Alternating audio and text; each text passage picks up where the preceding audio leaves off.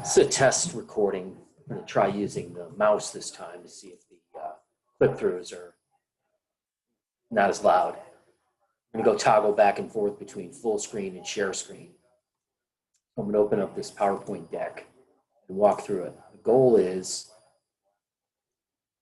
to open this up, potentially have myself and a client, an advertiser, maybe a station rep.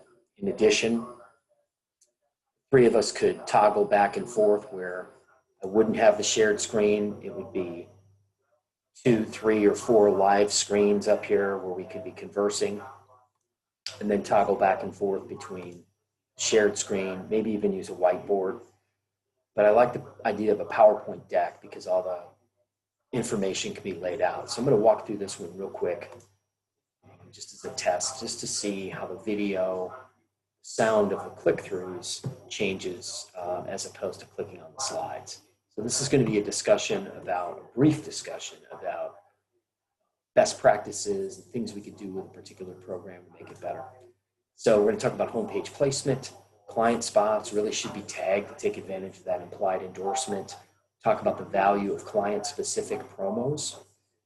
Again, we're going to talk about the station's commitment to the client as to how many will run, how to merchandise that back. We're going to talk about segments. In this case, with WCMH, they're called daytime segments. It's the name of the show, midday news show. And we're going to talk a little bit about account management and reviews. So, homepage placement is super valuable, and it's as valuable for the station's viewers and online users, but more importantly, it's really valuable for the clients. So when the clients go to the station site to show their colleagues, to show their coworkers that they're a part of the For Your Health program, they need to be able to find it. If they can't, we're in big trouble. The revenue stream on these programs that NBC4 does, it's about $1 million a year would be my guess between the two. I can confirm that, talk to my main man, Gus, and he'll tell me how much billing really comes in, but it seems to be right in that neighborhood. So it really justifies. Here's an example. This is KHQ in Spokane. I think these guys do a really nice job with homepage placement. So does WKRN in Nashville. And some other stations have done a good job. WSNN down in Sarasota is doing an excellent job with it right now. Here's where we've got it on NBC4. So right now it's buried in the local for you, which is really not ideal. I think we can improve upon that. I think that would help us sell more of them and certainly help us with our retention. Client tags. So it's a huge selling point, makes the client's spot stand out. Anytime you can put a top news station's logo on the back end of a spot or inside of a spot, it's really important. NBC4 does a good job with this. They put the logo inside. But it's an important tie-in with the station. I think we need to keep merchandising that back to the clients, not only right after we produce it, but continually throughout the year. It gives the program more definition. So as other potential advertisers are watching the station, they're going to see people in their industry, and it might make them more inclined when we pick up the phone and talk to them about being in the program. They'll be more familiar with it. So here's a couple examples. Window sticking. Here's another one. Trusted by more than 100,000 women over the last. Find more information on Health Connections at WRIC.com. Client-specific promos. These are key. It's a great way to explain the program to the viewer.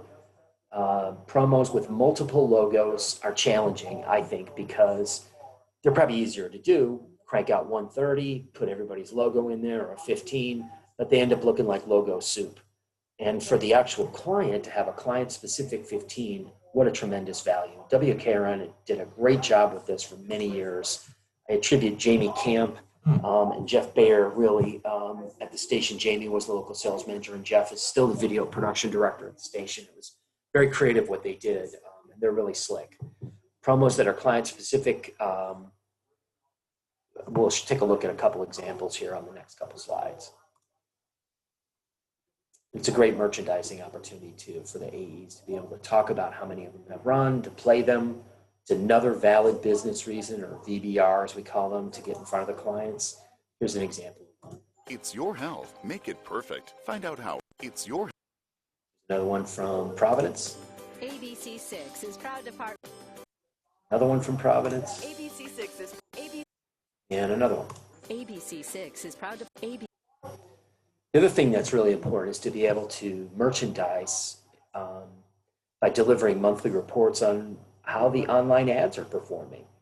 So let's show them how many impressions they received, how many clicks they got, talk a little bit about creative. For example, might talk about and say, well, your 350 by 200 or whatever did this, your 728 by 90 did this, your mobile ads did this. And it's just a great conversation piece to be able to have with the clients and talk to them. And again, if we're promising them, say, 40,000 or 200,000 impressions a month, and we deliver above that, what a nice message to be able to deliver to the clients. Again, it's just a proof of performance. Here's what we promised you. Here's what we're delivering. And then daytime segments. So what do we really mean by these? This is the name of the segments. The show in Columbus, the Midday News, is called Daytime Columbus, hosted by Robin Haynes. It's a great show. And the station does a really nice job of tying local clients and businesses and organizations in during interview segments. But I've got a couple examples from Portland, Oregon, where in that market, all the stations seem to be doing these integration segments where they're doing them in the field for the most part. And they're pretty powerful messages. And I think there's a real value for the client being able to merchandise those videos, put them on their own site. I think the ideal length for these is about 2 minutes or less. Let's take a look at a couple. This segment is brought to you in part by Specialty Heating. You haven't heard before. It could be taking a. What goes into this? What should a homeowner? Could be leaking into your home. How do you check that out? Well, our technicians have cameras. Is another one from Portland, same station.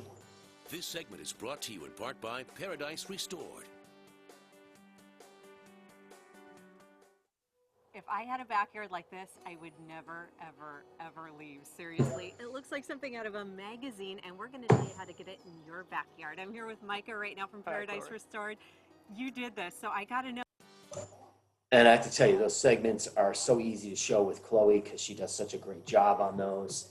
And I've even had the pleasure of having her sit in on presentations with me while the clients are in the room, and then I could play an example with her in there. She could talk specifically to the clients about what she could do to help them. Really powerful. And they have a lot of areas that they run those in local news that they do. Then I want to talk a bit about renewals. And so really we found over the years and working with all these clients at stations, and I think this is true based on my experience as an account rep and a local sales manager, general sales manager, prior to being a consultant, has been these three things really come into play with renewals. One is managing the relationship. What do we mean by that? We mean by seeing the client regularly. I like to say we should see these clients at least once a month in person, face-to-face. We don't necessarily have to be doing full-on presentations for them, but boy, if we can find a reason to stop out and see them, common term or a key buzzword now in the industry has been valid business reasons. We used to just call it a reason to get our foot in the door, stay in front of the client. But there's a lot of different things you could do. And what we're talking about here with monthly reports, business reviews, promos, there's a lot of different opportunities to get in front. Other things you can do are taking them tickets, taking them tchotchkes from the station, coffee cups, T-shirts, make sure they're invited to station events, tickets, take them out for lunch every now and then. Maybe take them out for coffee if they prefer that, or if you've got time, take them out for a drink or a dinner after work. Do what you can to manage that relationship. I had several clients when I was an AE and when I was a sales manager that playing golf with them was a great relationship builder for me.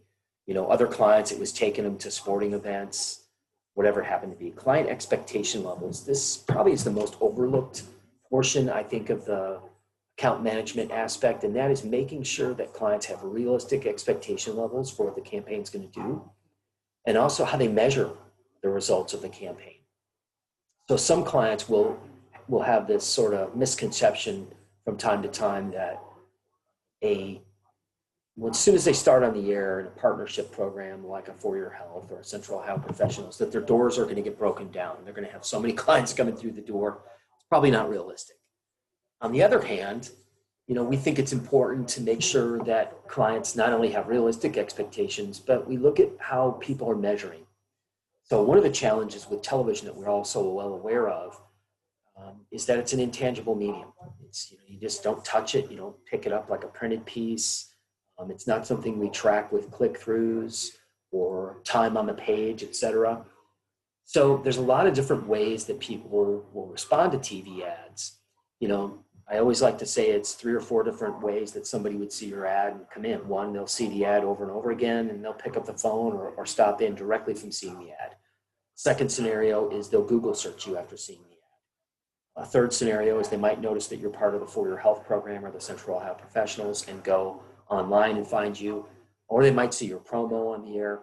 But that second one, where they go to Google, I think that's super important to make sure that we manage that, because if the clients are looking at website traffic only, it could be missing out on a real key benefit that the TV campaign is bringing. What I mean by that is there's a lot of people that will see TV ads, never click on the client's site, but become new customers. And so what they do is they grab their phone, they Google search Conkus Marble and Granite, and they hit click to call through their Google My Business listing.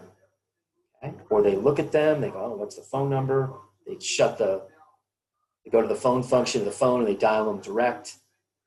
But in those cases, it's the TV ad that's causing that. And a lot of times when somebody stops in, a customer or a client, they get asked, how did you find out about us? They might say, well, I found you on the web.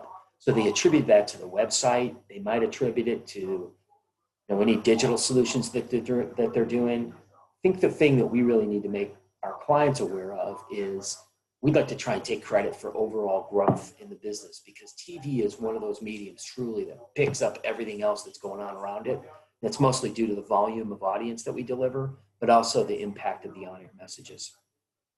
Managing the campaign is super important. I don't know which one of these three is more important than another, but as account executives, I think it's important for us not only to be taking a look at those schedules, making sure that they're running clean, making sure that the promos are running, making sure that we're doing a good job of producing the 2-minute video, that their display ads are running, and just being on top of it. But also we need to be having those conversations with the client and thinking about new ideas for creative down the road.